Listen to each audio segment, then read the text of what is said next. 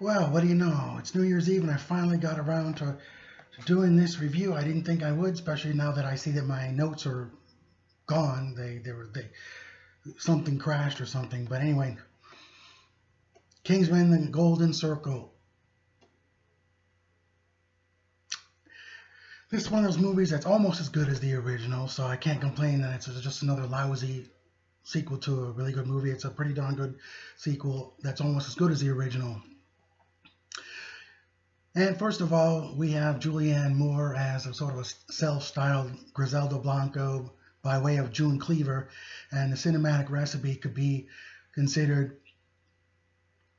It could be considered a few kilos each of Live and Let Die and Die Another Day, and a couple of snorts of Austin Powers in the original Casino Royale, and also many kilos of Kingsman and Secret Service.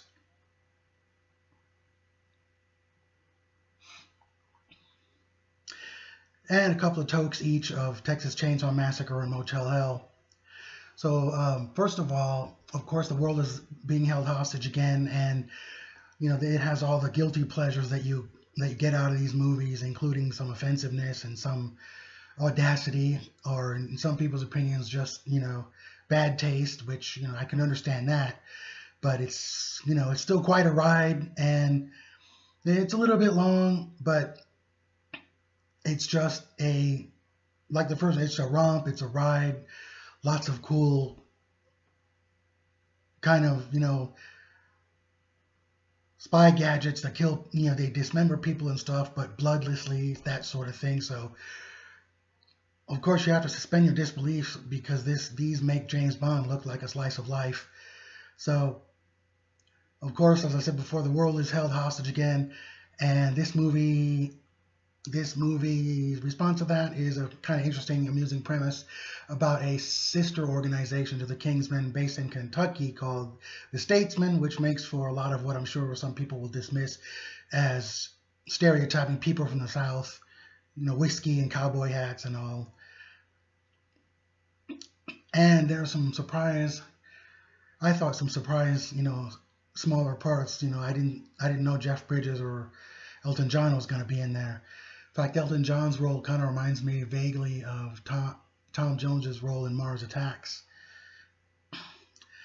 So also the production design and the cinematography kind of go hand in hand to create a heck of a visual feast. The action sequences, including those incredible fights that are almost like dances, and everything looks, and I mean, like, for instance, the production design really comes into its own, especially whenever they show Julianne Moore's 50s style enclave in Cambodia.